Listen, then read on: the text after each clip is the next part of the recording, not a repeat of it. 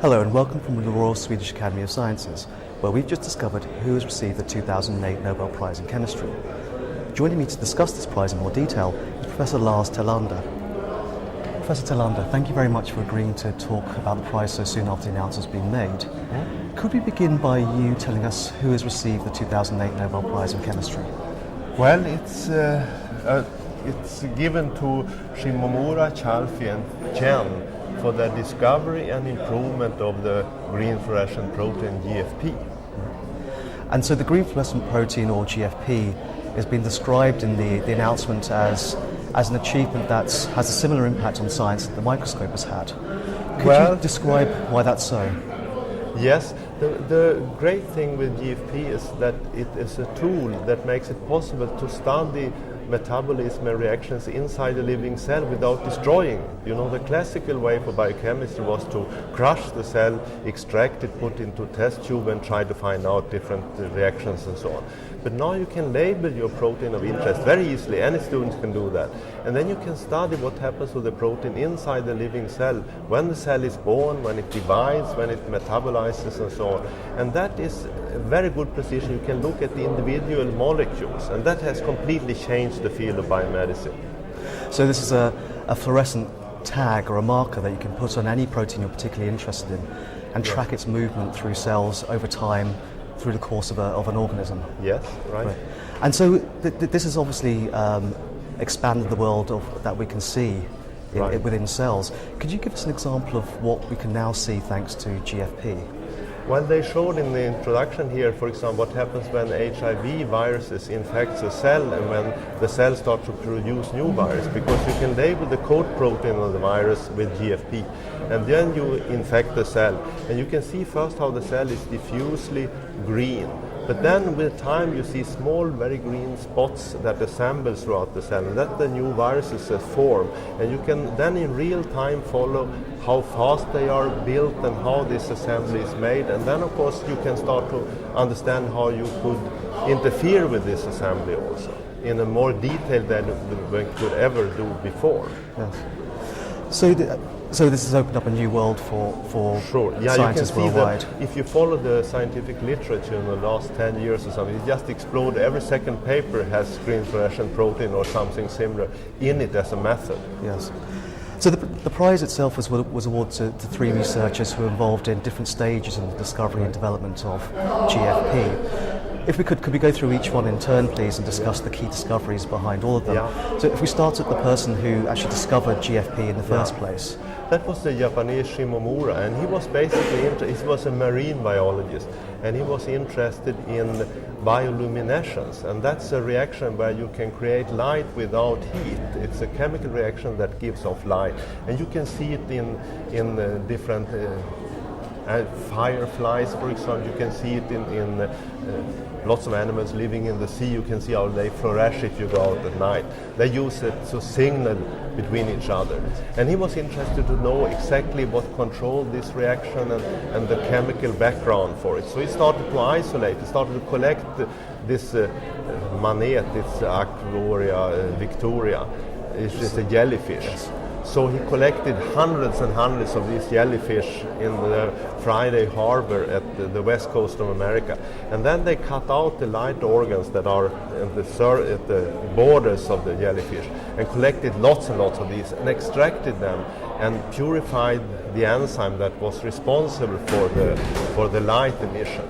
And then he could show that if you look at the sea, you can see that the jellyfish has a green fluorescent light.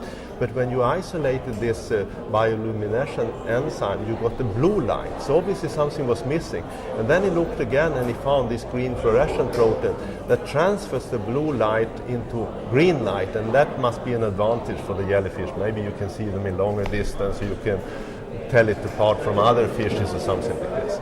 And then, so he really isolated the green fluorescent protein, made the amino acid sequence of it, and he also identified the chromophore, which is 3 amino acids inside sort of a barrel, and then formed the chromophore that makes a green fluorescent light when you irradiate it with blue light. So that was his part of it. So Professor Shimomura discovered the protein that glows Yes. in jellyfish. The next step was described as the eureka moment in the announcement. Then, of course, nothing happened for a while because people assume from other systems that to get the green fluorescent protein fluorescent, you need some other enzyme systems to create the chromophore, because there are lots of similar systems known earlier. So then they clone this gene for the green fluorescent protein. There was a guy who did that, and he tried to express it, but he saw no fluorescent, and that was his expectation. He thought, well, of course it wouldn't work because you need some other enzyme also from the jellyfish to get it fluorescent. So it stopped at that level for a while. But then came in a guy that is Chalfi now, who was interested in elegans, this nematode that is a model system for nerve development and so on. It's a 1 millimeter long organism. And he was very interested to have a reporter for gene expression, and he had heard about this green fluorescent protein. He thought, yeah, well, let's try. So he had a rotation student, very, she didn't know anything, but she got this gene and expressed it, and sure, immediately saw that it formed a green fluorescent light. And she tried both in E. coli bacteria and in the nematode, and in both cases it flourished. And of course they draw the conclusion and published, which is very important, that you don't need anything else, you only need this protein, it forms the chromophore itself, and that was completely unheard of. So that was the revolution. So the key to this was the GFP by itself glowed without yes, without it the could assistance form of this other proteins. chromophore by itself, and that was completely new. And then and the other important thing was that you could actually take this fluorescent protein, put it into other organisms, Yes. switch on the genes for it to create the proteins, and it still would grow. And then the protein forms this barrier and the chromophore by itself. It only needs oxygen, so you have to have in organisms which use oxygen, but most organisms does. So that's the only. And then you form this form. And so, and that, of course, when people heard about that spread around and thought, this is great. But then came in Chen, who was the one that made it to a useful tool, because it was still rather primitive. It wasn't very bright and it wasn't very stable and so on. But he made mutations in it and developed it into a very good tool that anybody can use. And he also expanded the colors. It was the only green from the beginning.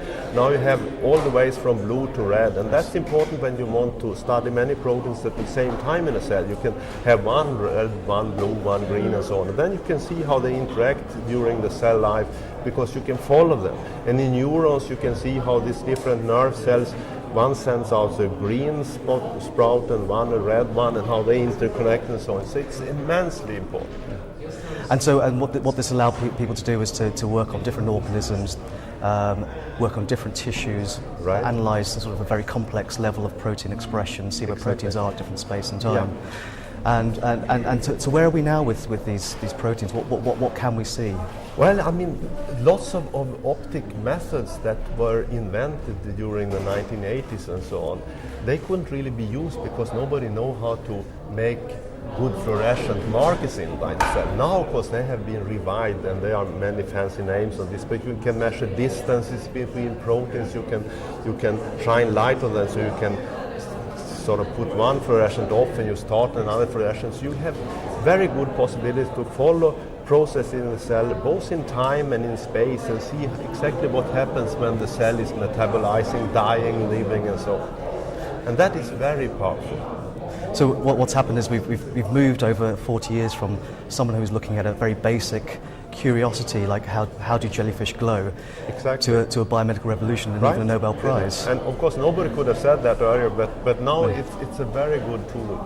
And it gets more and more fashion now to look at single molecules. Earlier we could use, because you have low signals, you have to have many molecules to see, and then you get averages. But now when you can label your favorite protein with green fluorescent protein, you can study one molecule at a time, and then you can really understand how an enzyme works, and you don't just see the mean of 100 enzymes, you see exactly what happens, what comes up and goes down, and how genes are put on and off and things like this. And you can see how things work normally, but also how things work in disease, for example. Yeah, sure. And then you can compare disease and different metabolic states, and when the cell divides and all these sort of things. You can see in one single molecule, what does this molecule do? And this is great.